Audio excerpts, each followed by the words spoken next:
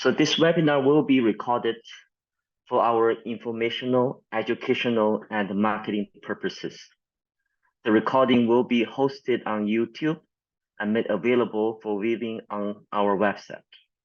A write-up on the session will also be made available to the viewers together with the recording, and the copyright of the recording and write-up should belong to NTU.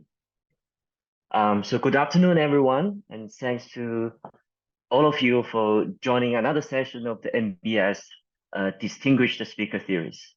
This series is an important part of our effort to promote cross-disciplinary discussions that can lead to new research and educational opportunities. I need to mention that this event is also co-organized by the Center for Sustainable Finance Innovation at NBS, which supports research on sustainable finance and financial innovation conducted at Nanyang Business School. The topic today is about AI, especially reinforcement learning and its implications for financial markets. A very exciting topic. So I thank you again for your interest in the topic.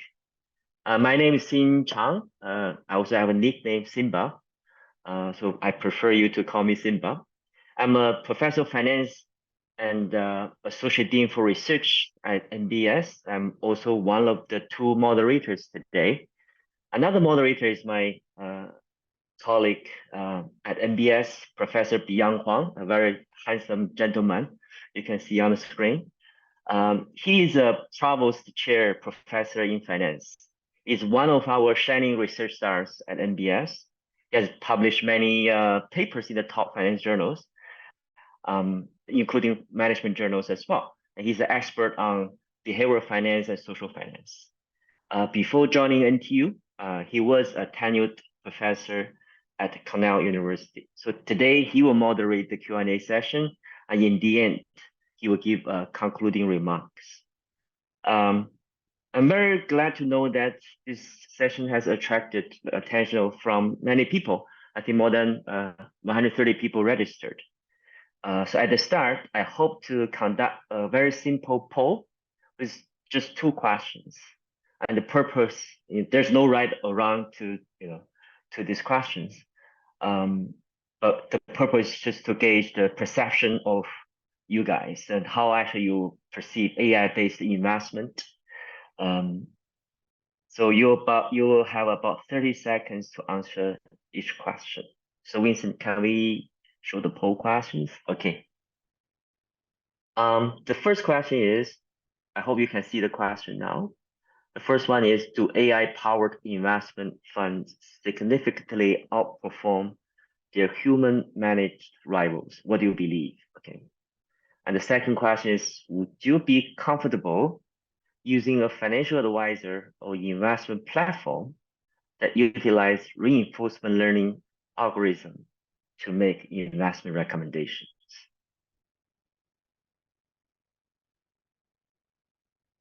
Please give your answers.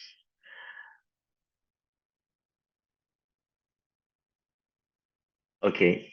Well, okay. I think overall, people are, at least the majority of people are quite optimistic about the effectiveness of AI-powered investment strategies.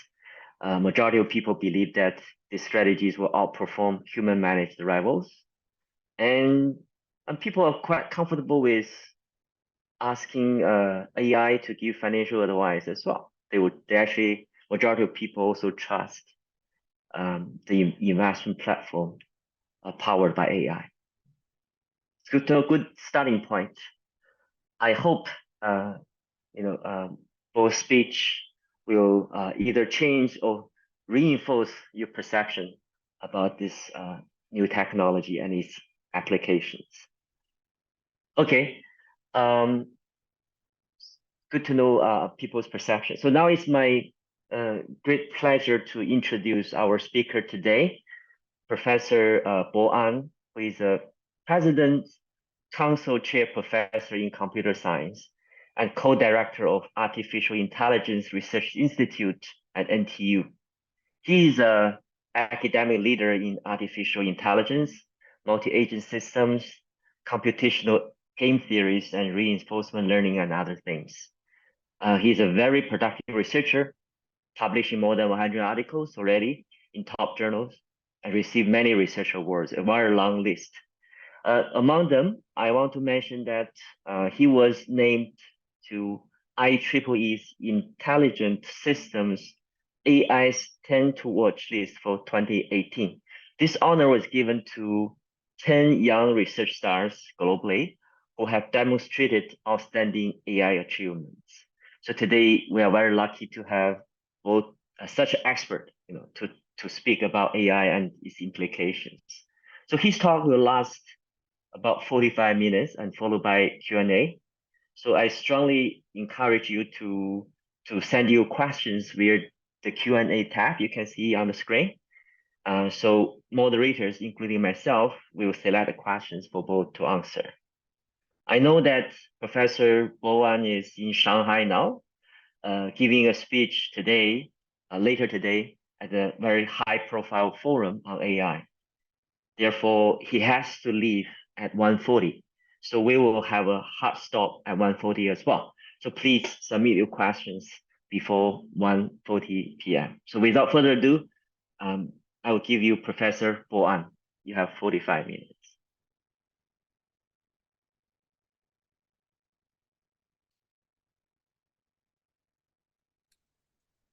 Thank you, Simba. Okay, good. Thank you, Byoung, and the whole team for organizing this event. Can you see my slides now? Let me get started. It's my great honor to be here to introduce some of our work on reinforcement learning for financial market trading. I believe everybody here knows AI, which is super hot now. Everybody knows financial market trading. I guess applying AI to trading is not new. So over the last many years, there has been a lot of effort, but most effort are on more prediction-based approach for trading. For instance, they build some trade-based approach, random forest, or neural network to make predictions about the price of financial assets and decide how to trade. But what I'm going to talk about today is something new. It's a kind of emerging field in AI for financial market trading. This field is applying RL, reinforcement learning, to trading tasks. So I will try to introduce what we have done.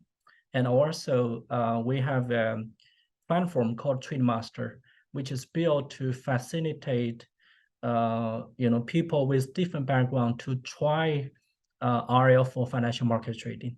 So that's my whole purpose. I hope at the end of my talk, you will feel this is something interesting, it's emerging, and it has a huge potential, and you're welcome to try. Okay, let me move forward. So as I mentioned, QT is extremely important. Everybody realize it's a huge market, and lots of people are getting involved in it. I don't need to spend too much time on this. And also, there are different QT tasks.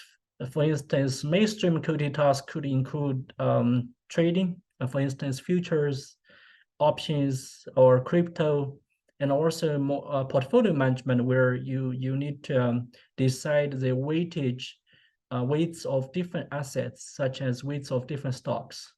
Those are more macro QT tasks, but we also have lots of micro tasks, such as order execution or market making, and so on.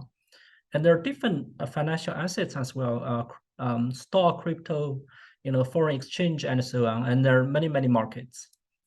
So applying AI to QT is quite straightforward because there are lots of data. So we know, AI can really find out lots of patterns behind already data. So we have different kind of data with multiple modalities. For instance, we have those curves, price, all those type of things for stocks and so on. Then we have also limited order book data.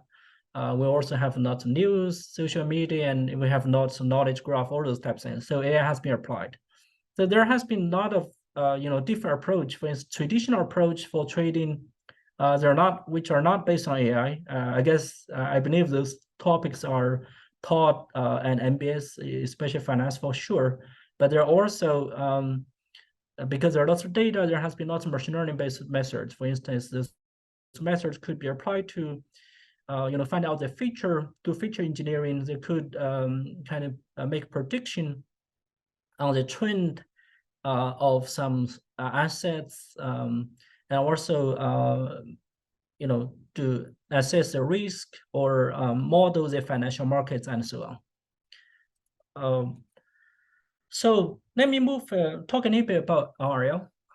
I guess RL is super hot after AlphaGo. We know the big success behind AlphaGo is reinforcement learning. So for Go, for AlphaZero, they're still using some human data, try to do some kind of imitation learning to learn top player, average player, but based on that, they use RL to improve their policy. But at later stage, for instance, AlphaZero, they don't use any human data anymore. So it does not need any data. It's purely training a very strong superhuman performance agent, which can be the best human player purely based on RL. So the idea is very simple. They just net different versions of agents to compete with each other and net the outcome to update the policy of those agents. It's a simple idea, but it's super powerful. Since then, RL has made a lot of success, starting from 2015 AlphaGo, later AlphaZero can go beyond Go and can do extremely well in many other games. Later, Dota, then nuclear fusion. For AI for science, last year there was something called Alpha Tensor to do matrix multiplication, all those types of things, including recently ChatGPT or GPT-4. We know the most important or lower idea of ChatGPT as compared with the earlier version GPT 3.0 is the adoption of the reinforcement learning to do alignment. So they basically get lots of human feedback, and then based on our train as reward function, then based on that they adjust the response of change GPT-3 and using the reward singular, so that later it's surprisingly the performance of Chang GPT and GPT-4 is significantly much better as compared with earlier versions. So that's all pretty much due to reinforcement learning. And RL has been applied to many other fields as well, especially robotics and many other fields.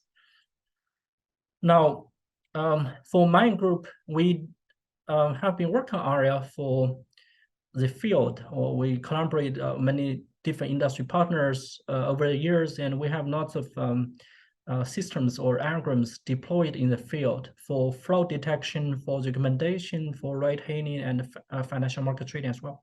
And with the years, we, with the success, then we are thinking about whether RL can make a difference in financial market trading as well.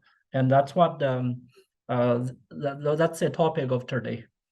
So let me say a few words about the limitation of non-RL based methods. Early days, many people are using rule-based financial methods. Even nowadays in stock market, still many people are using rule-based approach. For rule-based approach, they're kind of sensitive to hyperparameter and highly rely on market condition, and they often have poor generation ability.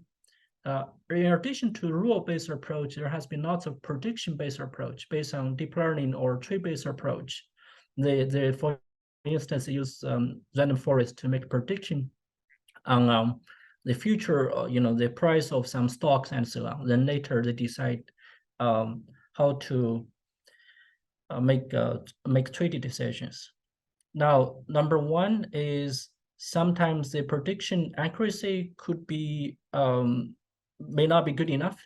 And number two, which is another issue, there is a gap between prediction and decision. So if we apply prediction methods there are kind of two steps. The first step is from the historical data, we try to make prediction.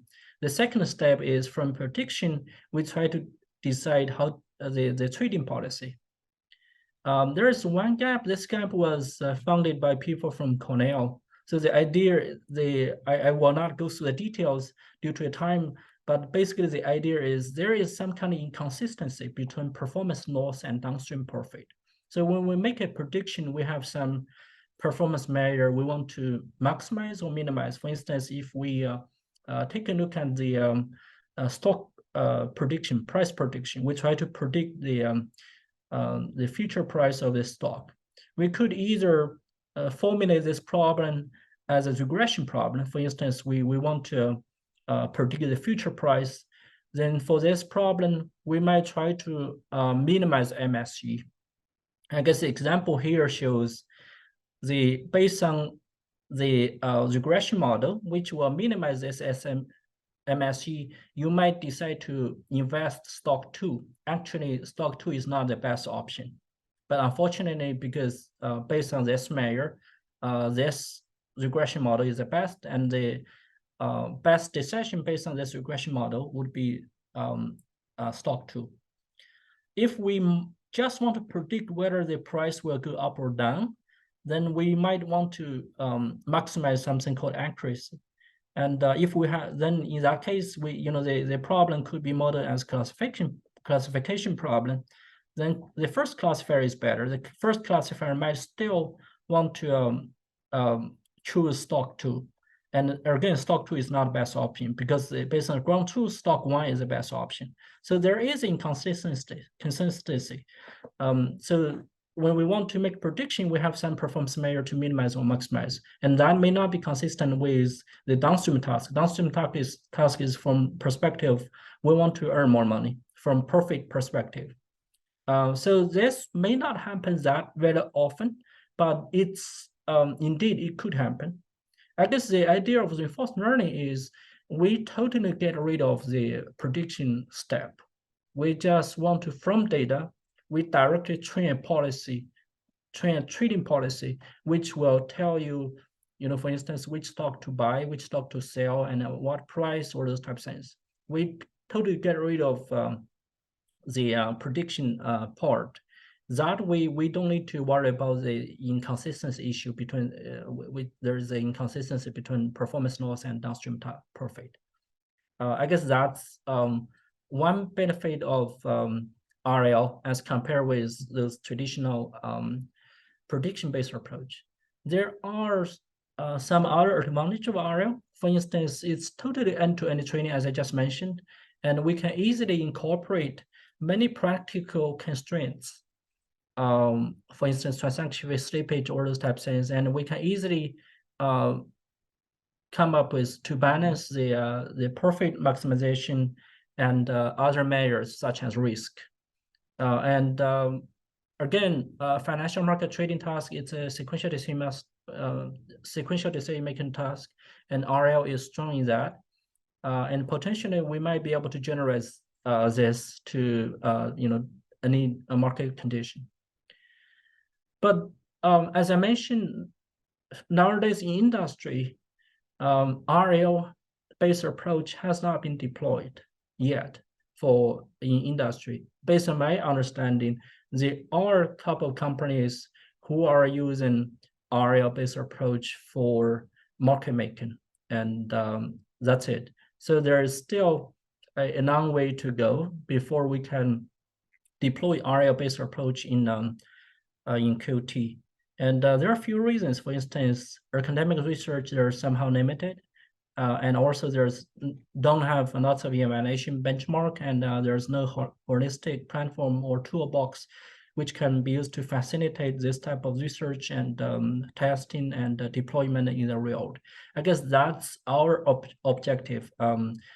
We try to address those type of bottleneck and try to move this direction forward. And obviously, we decide to work on this is definitely not based on our just conjecture this will be useful. We have tried this, and already applied this to some scenarios, and basically it's working. So I guess clearly there's huge potential. RL-based approach for financial market trading, there's a potential, but still not widely adopted. And that's why we're working on this. Just talk a little bit about some people done by other people on RL for finance. So actually, people have tried this many years ago, even in 1990s. For instance, people from UPenn, they have been working on this. But those time there's no deep learning, so people are pretty much using traditional time binary RL methods. They don't really try that in real market. They did oftentimes they did very small scale experiments and to check whether it can work and so on. So it's not ready to be deployed. Then after 2020, 20s, when deep learning is hot, there has been quite some work on applying deep RL to financial market trading. There are some I mentioned some papers on this slide, but still it's not really tested or deployed in the field. And the rest of this talk, I'm going to overview some of our work on RL for QT.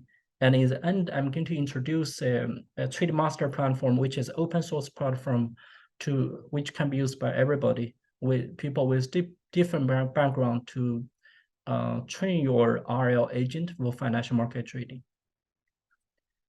So I'm going to start with our first collaboration with industry. This paper was published in AAA 2021. We collaborate with a fund. They have a few funds. Each fund is about maybe 500 million RMB of this type of scale. Their fund is already using AI, but they're using more traditional tree-based approach for making prediction first, and then based on that to decide how to trade. So they heard about our success in applying RL to many other fields. They asked us to have a try whether RL can work for and beginning portfolio management.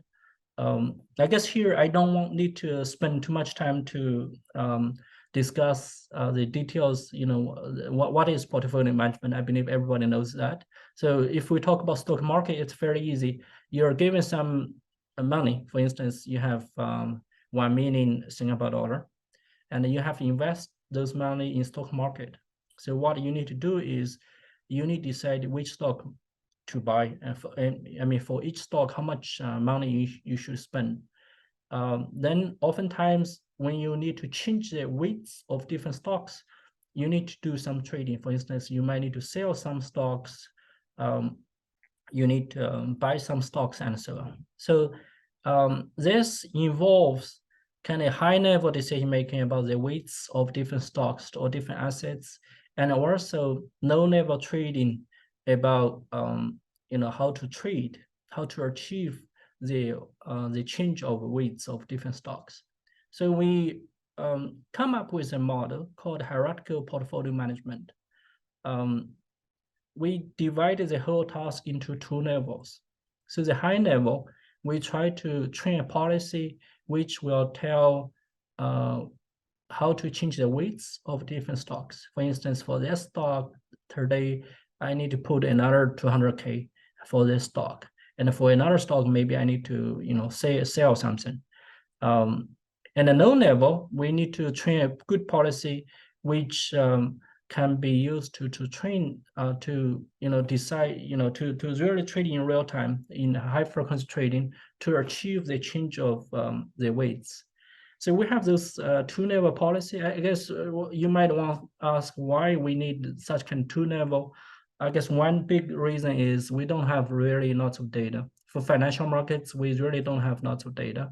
So if we want to only build 1-level policy or model this problem as a 1-level decision RL problem, in that case, the strategy space, the state space will exponentially increase, and we may not have that enough data to train a good policy.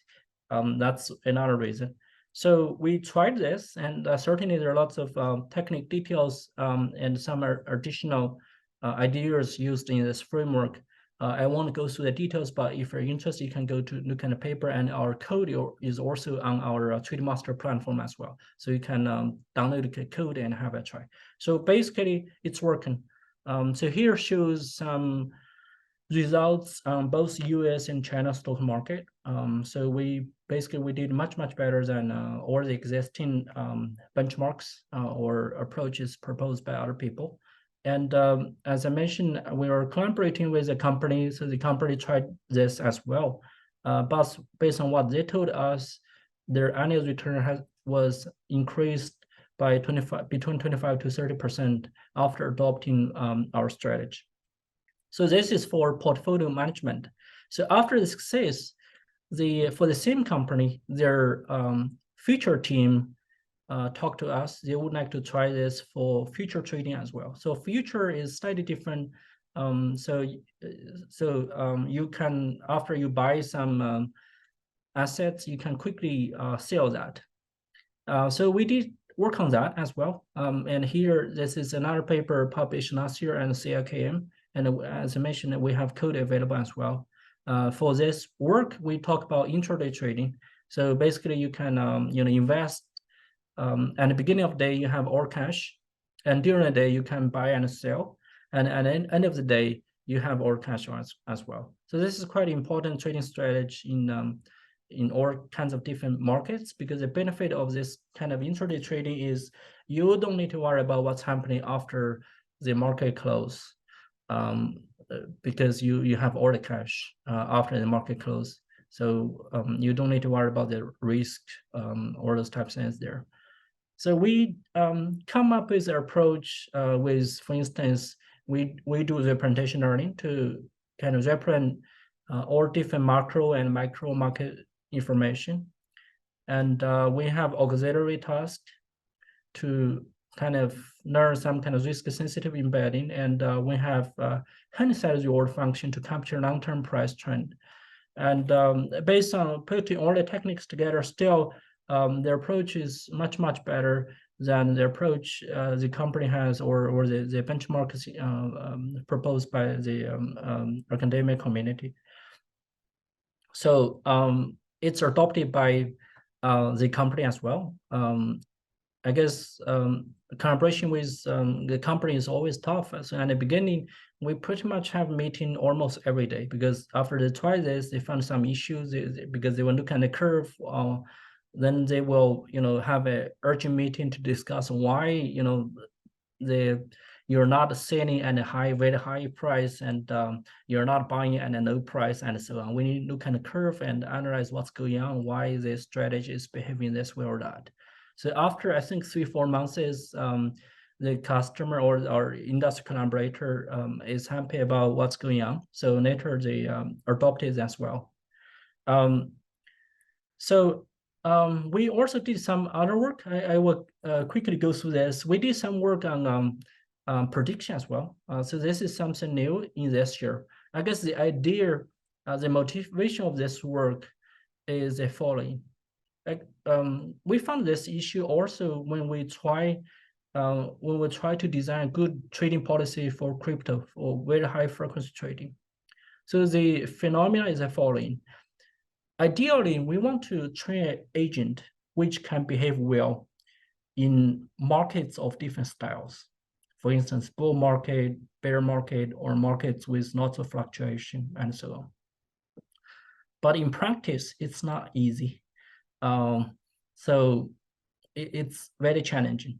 So some trading strategy, they can do very well in bear market. Some can do well in bull market.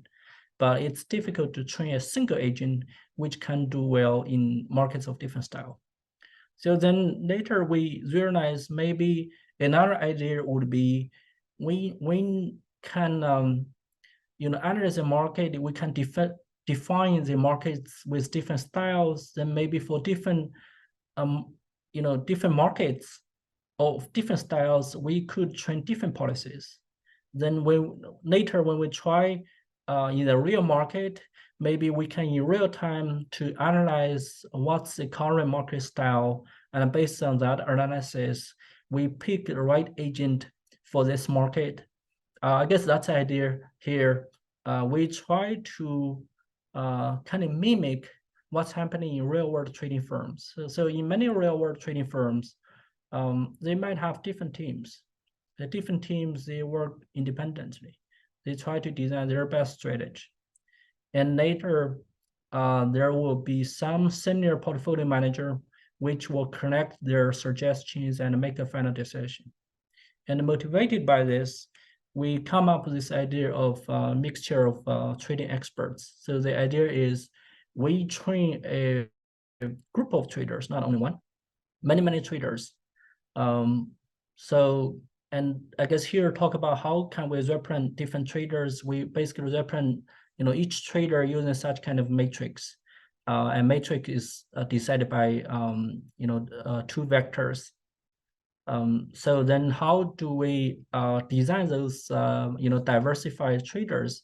This diversity comes from both the neural network initialization and hyperparameter used. So we can, based on that, we can train a very diverse pool of traders. And later we need another mechanism which can decide which trader to use for the current market situation. So there are different strategies. For instance, here we call this high-level agent, which will decide which trader to use as a router. So we have different strategies, and we compare with this many benchmark, and the proposed approach has a best performance in extensive evaluation. This is for prediction. We do have a version for RL version motivated by this idea for high frequency trading. So this work is not published, but it's the same idea. So basically, for very high frequency trading, it's very challenging. There's high speed turnover rate and order to trade ratio. And the environment is not stationary and lots of temporal distribution shift. So what we try to do is we want to train low-level RA agents for different market conditions. As I mentioned, one example, you can classify the markets as bull or bear or fluctuation, all those types of things. And based on that, you train a policy for market of different style. Then we will train a high-level RA agent, which will dynamically pick the right agent for the current market situation.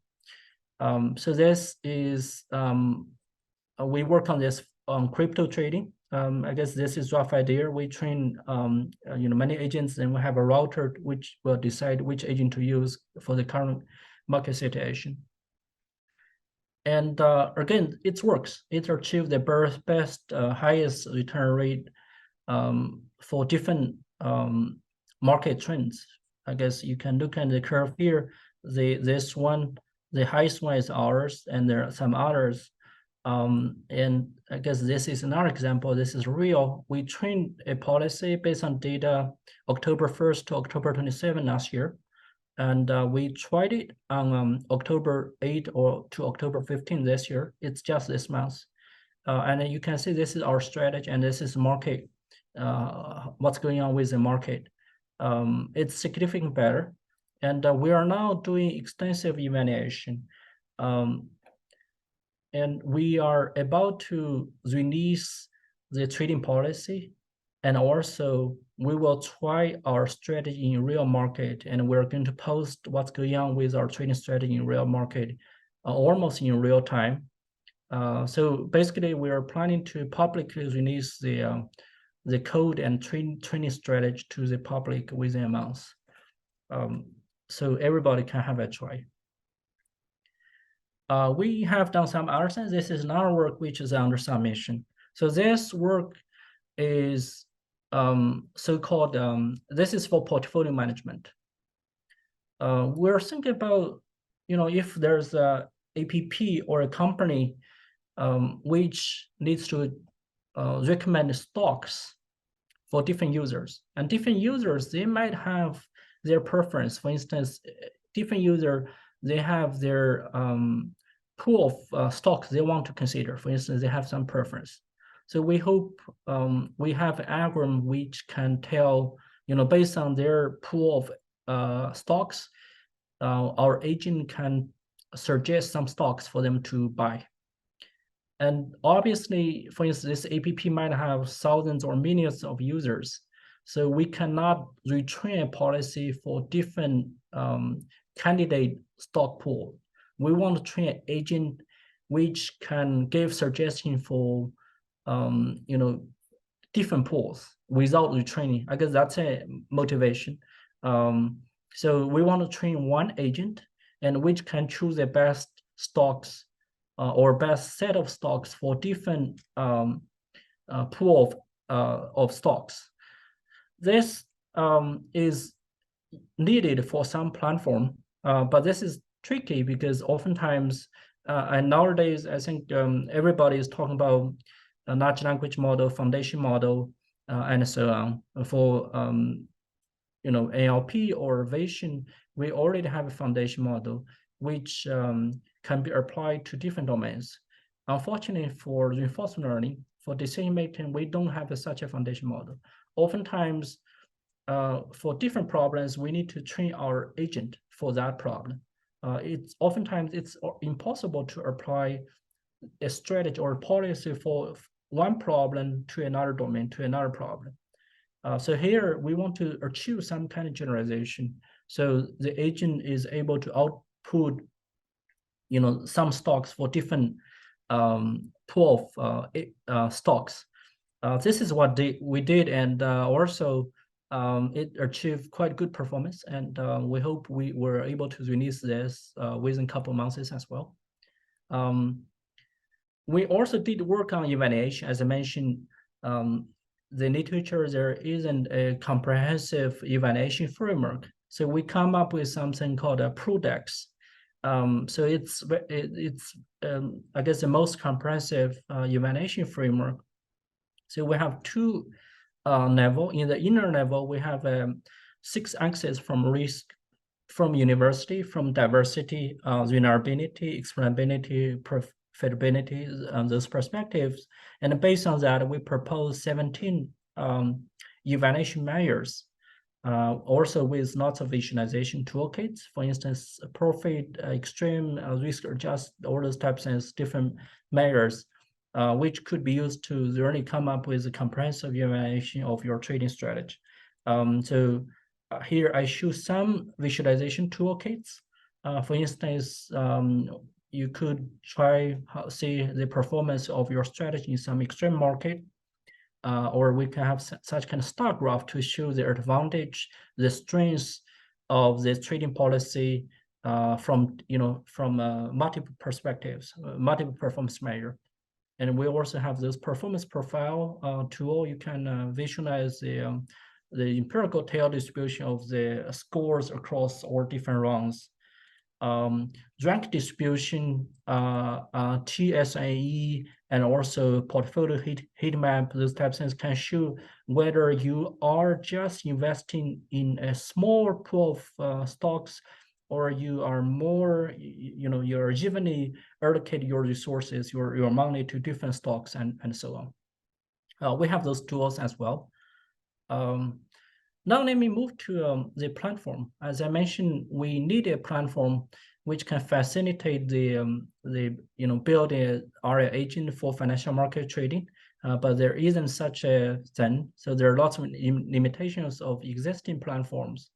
And then we propose something called TradeMaster, a holistic, first of its kind RL-based QT platform.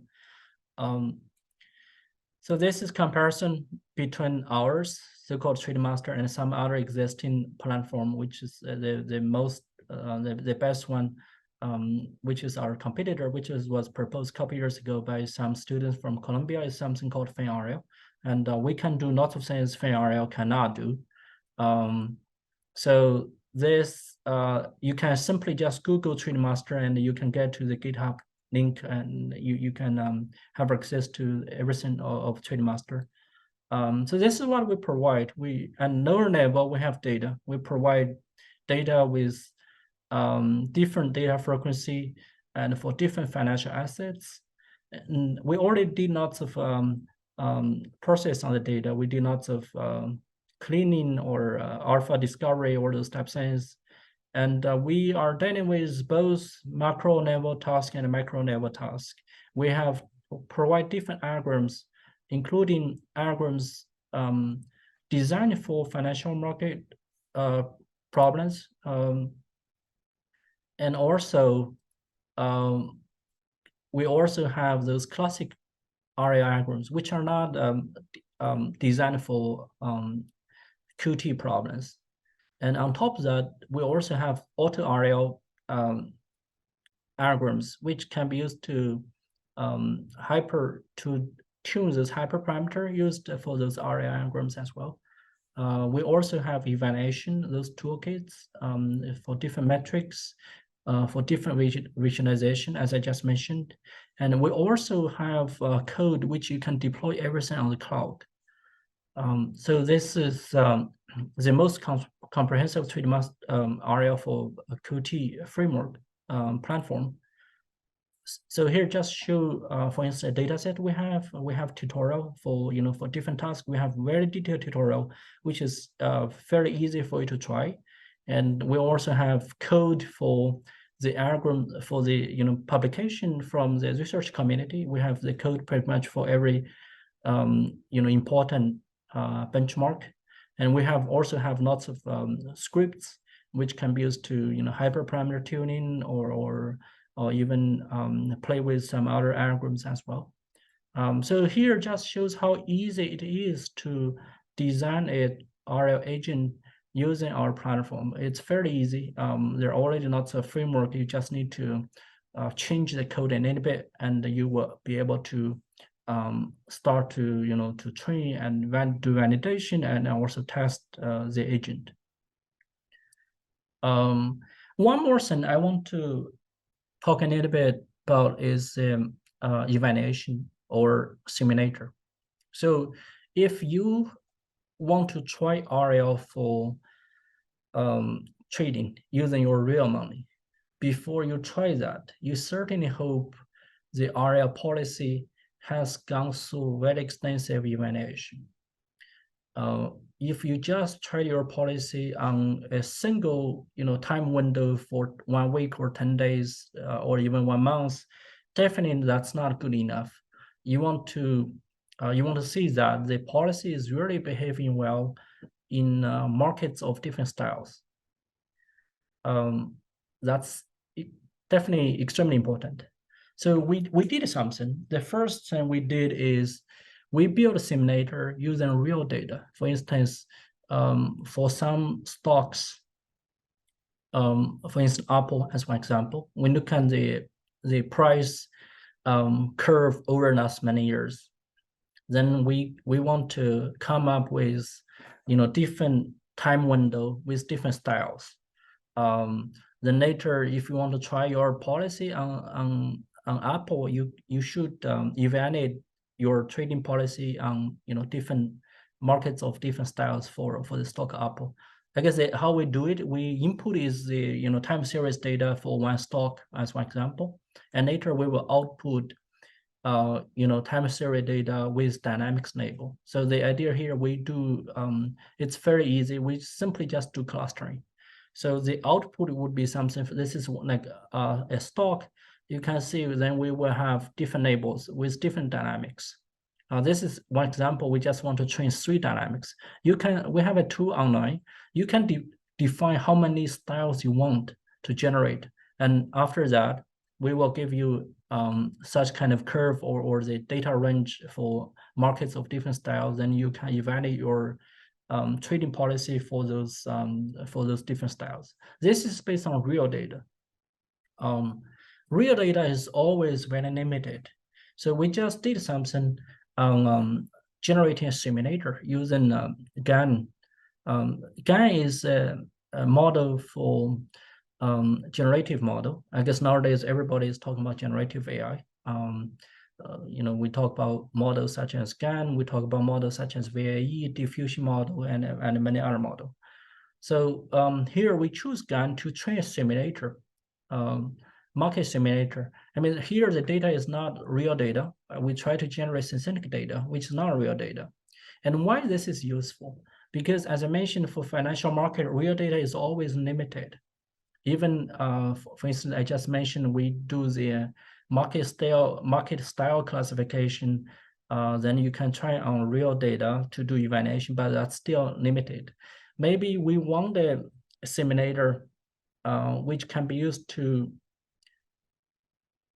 predict something which have never happened. Some extreme targets as one example. I guess such a market simulator has two advantage, or we can use such kind of market simulator for two reasons. One is we could use this for extensive evaluation. For instance, it's always better to do more evaluation because we never know what's going to happen in the future. Number two is we could treat this market simulator as additional data, such as this can be treated as data augmentation. So if we have a market simulator, maybe we can use this to improve our policy. So this is kind of the simulator is used for downstream task. I guess that's a motivation why it's important to build such kind of market simulator. But this is certainly something very challenging. There has been a lot of work on agent-based modeling for building such a simulator, and I strongly believe agent-based model will not work. Because it's based on lots of assumptions. So we did this from more high-level perspective. We just look at market data rather than we try to model the action behavior of each trader. So we did this. As I mentioned, we try to simulate stock market by generating diverse and extreme market data. And here we can also have market context as control. For instance, you can specify the style of a market. You want bear market with different fluctuation rate or those types of things, and the simulator can generate simulated market based on your preference. I guess those are technical details about how we train such kind of simulator using GAN model. In the end, I want to say this is working. We tried it.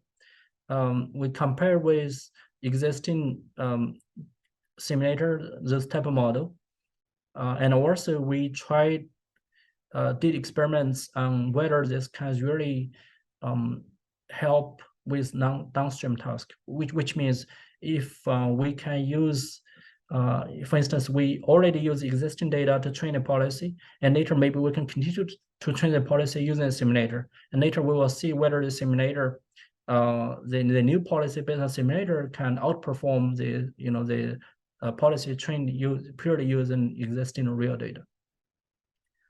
And for those tools, you could use that through our web platform. For instance, here you just specify the start date, end date, and you can choose how many dynamics you want to generate, and we can automatically give you, the dynamics, different dynamics, and you can use that to train your policy.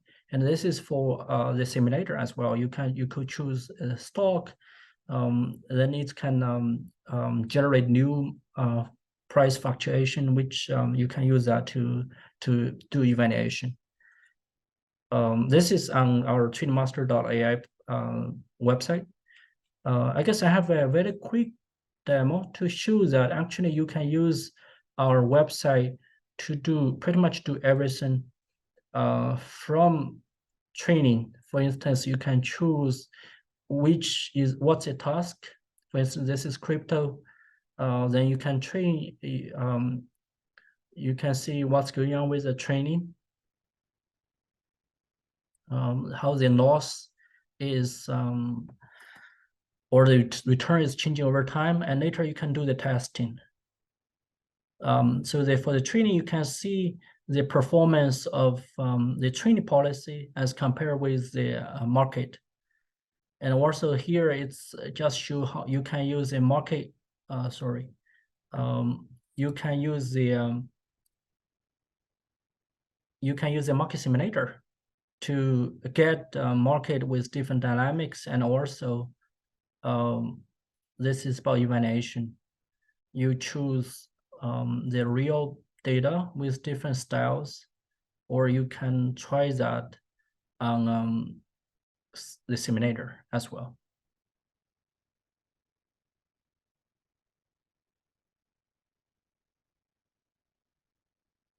So I guess now this service is deployed in a GPU machine in our lab.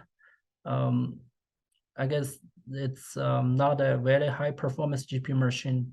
So I guess from NTU, it's fine to visit that. From outside, I don't know how many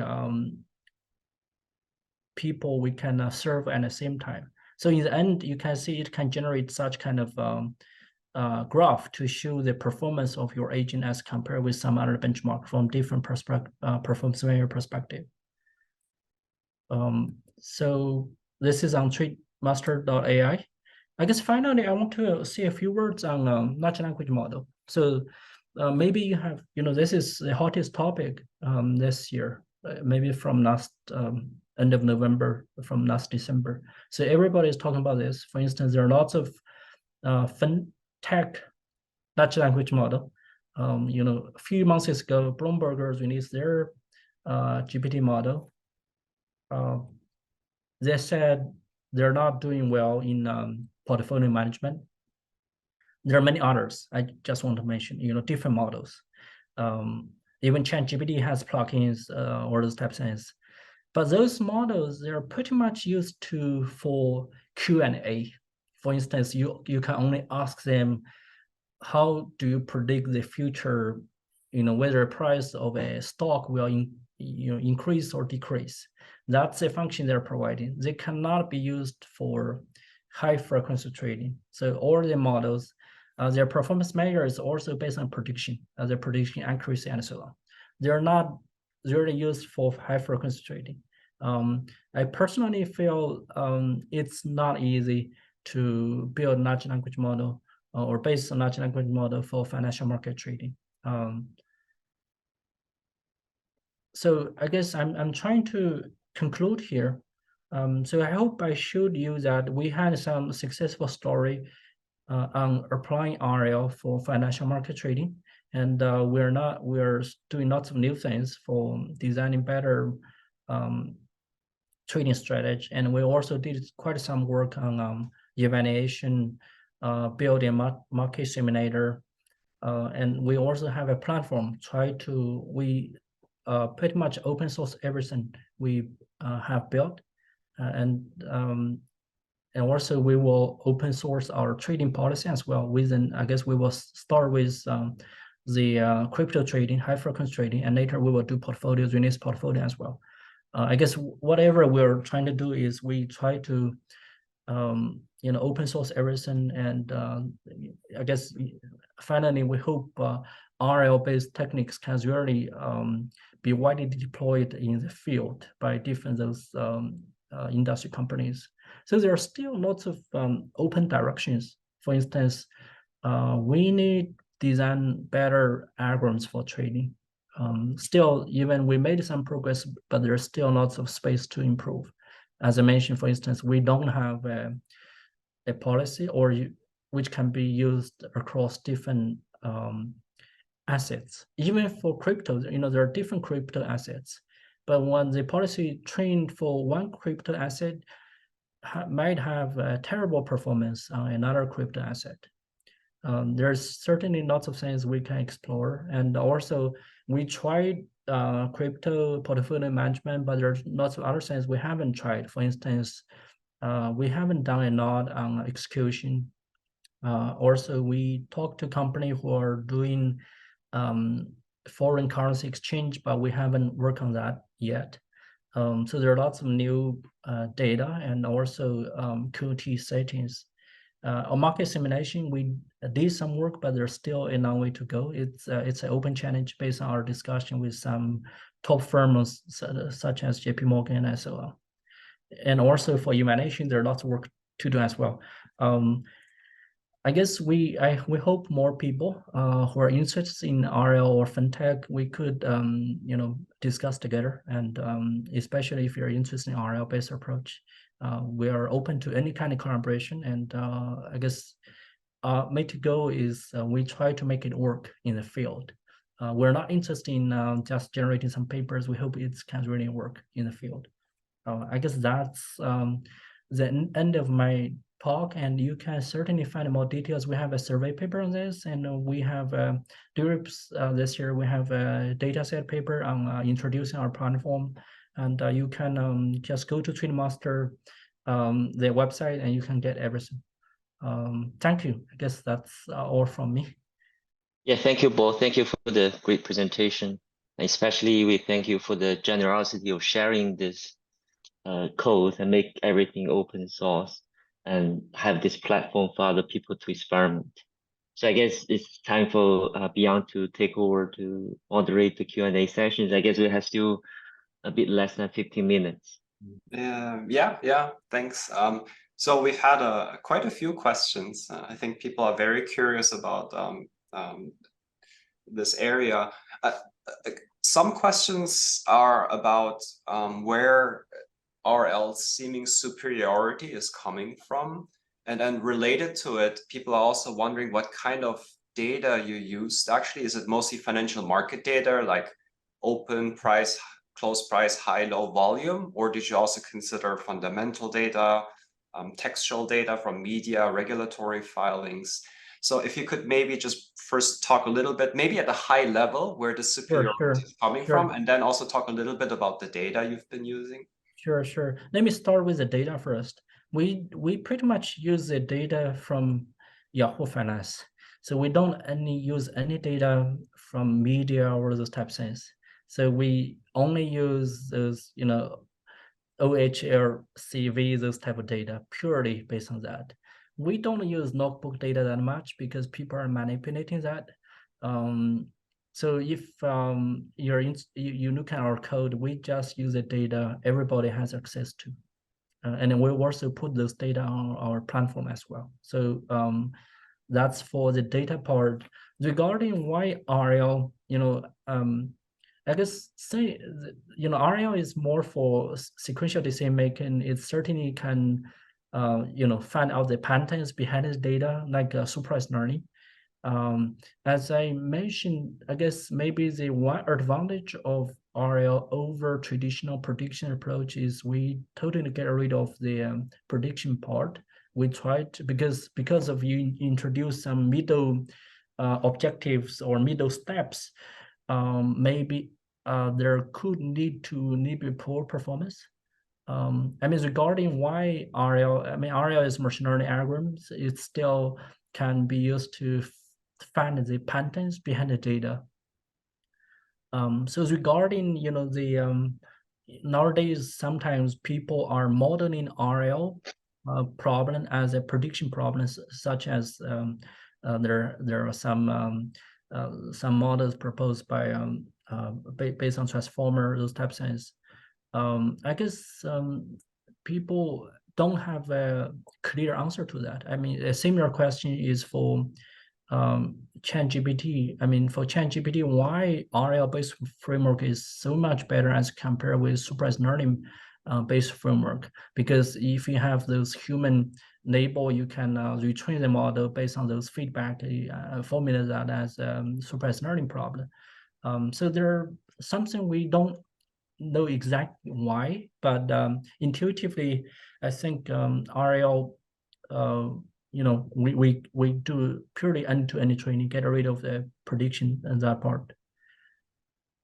Okay, so, thanks. Yeah. I see this question from my colleague Byoung-Hyoun. I think other people have similar questions, including myself.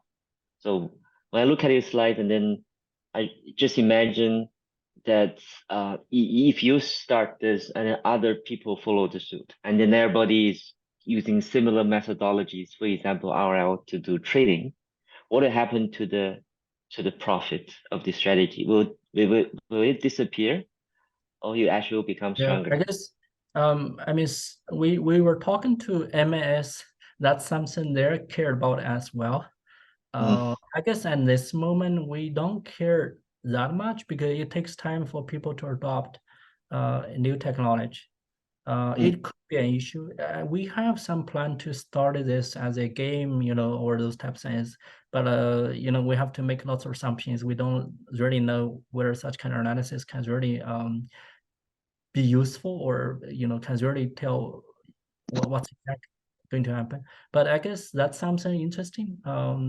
We're thinking about that as well. As I mentioned, MS, they're super interested in such a question. But I guess maybe within the next few years, you know, it's always quite slow for industry to you know, look at new technology, especially deep learning based approach. They often fail. You know, there is no explainability. They often have more conservative, even though we can show good performance. But I guess that's certainly something interesting to look at. But then if you go a step further, right? So if the profits, let's say at some point get arbitraged away, maybe that's okay. But some people are wondering, and maybe you've looked at that through like simulations, if a bunch of people do reinforced learning, like what would happen to market stability? Like, would that actually maybe cause, to destabilize markets? And there have been like recent examples where people do like this high frequency trading and it kind of went the other way. Yeah. Do you have any thoughts on that? So, yeah, so certainly the those kind of behavior will affect, you know, the market situation or those types of things. We haven't looked at that yet, but certainly we have, for some other projects we have with industry, we're looking at how to deal with distribution shift in markets in RL environment. I mean, for other scenarios, especially recommendation systems, because the hottest topic are change over time, and people's behavior will change over time, all those types of things. But for RL, for financial market trading, we haven't looked at that yet. Okay, so my next question is about so when you go from back testing to really the real investment in financial market, I know you have done a lot of back testing and it has been very successful. But when you go to really the investment in financial market using real money, what are the major concerns? And then, you know, how long it would take for you to address them? In other words, how long it would take for you, for example, for you to quit the job from NTU and start your own hedge fund based on these strategies? Yeah, I guess, I mean, lots of people are asking that question. So what we did now or in the past is we use early data to train a policy. For instance, we use data from 2016 to 2021 to train a policy. Then we might use maybe a few months, 3 months of 2022, first 3 months in 2022 to do a little bit of validation. Then we will do the testing from later 2022 or 2023. So we always data an early stage to train a policy and evaluate or test it at later stage.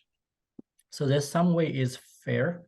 I guess the only assumption we made is we ignored how our trading activity will affect the stock price. Because oftentimes we're trading very small volume. For instance, we only have 10K Singapore dollar or US dollar. That's all the money we have. So if you trade that small amount, oftentimes that impact could be ignored. So this is still using our real data. I guess obviously people will see, you know, you never know what's going to happen tomorrow. I guess that's a problem with limited data, and that's also why we want to do simulator. For instance, we generate markets of different styles, and we also want to build a simulator which can simulate markets which we have never seen. And obviously, as if you have real money, you want to invest based on this, you want to see its performance. You want it has gone through very extensive evaluation. I guess that's a simulation part, a market simulator or those types of things. But it's you know, no matter what you do, even it's based on machine learning or this or that, you need to face this question. You never know what's going to happen in the future. What we can do is we try our best to do more extensive evaluation. Try that on you know, different time window or time window with different length, and also try that on markets of different styles. There's no 100 safety or guarantee you are going to earn money in the future. Maybe related to this, I mean, we've heard a lot of RL success stories today. Have there been situations where you've tried RL and it just didn't work at all? And then relatedly, like what are situations where you think RL's not as well suited? I guess oftentimes people don't share their failures. We only heard about successful stories. I guess one thing I heard about is an DeepMind tried RL for poker, and it didn't work that well. They tried a few years. In the end, they didn't release any result. I guess that's one example. Because for that, I mean, still for any problem, if we're able to, if that problem we can build a very accurate model, and we're able to solve that using algorithms, and we have some performance guarantee, we don't need to try deep learning at all. For poker, which is that case, so deep learning couldn't behave as well as the exact algorithms. If we're able to come up with exact algorithms or approximate algorithms for those type of problems. I guess oftentimes we heard more successful stories. I guess that's one example I heard about, which is definitely true. Then for other things, for those big companies, I'm not sure. I mean, for some tough problems, it takes years to make it work. Maybe it's not working for the first couple years, but finally they find a way to solve that problem. That might be often the case. Thanks. We have a few questions from people asking. So you mentioned that apart from the trading data, you use data from Yahoo Finance.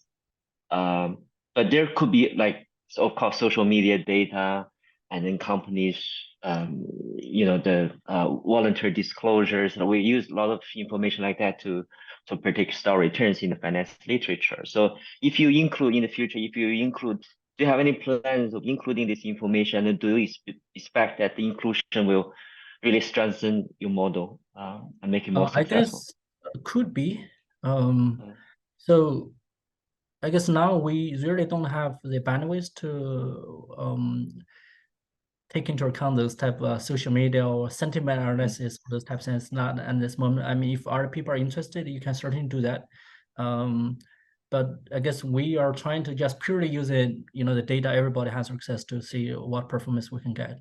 We're playing those type of game, but I believe yes. In theory, at least, it should be, right? Yeah, but sometimes social media it's complicated. People are playing something there as well. I guess here we try to trust money. The famous saying, "Money will not lie." So we try to follow that. I mean, if other people are interested in extending our framework, our base framework, by integrating more data, I guess they're welcome to try it. We haven't done anything on that yet. Yeah, I agree. It's like a trade-off, right? If you add additional information, at the same time, you're running the risk of adding additional noise to the model. So maybe the benefit is not really that clear. Yeah. I think we need to stop here because we'd love to have Professor Bo with us for longer, but we're out of time. So thank you, Professor Bo, for speaking to us today. Everybody, if you have more questions, you could quickly just simply drop me an email, and we can have any time to chat. Yeah, no, thanks so much for talking to us, and then I'm sure that today's seminars sparked many ideas, hopefully foster collaborations, particularly between computer science and the business realm. And thanks for all the participants.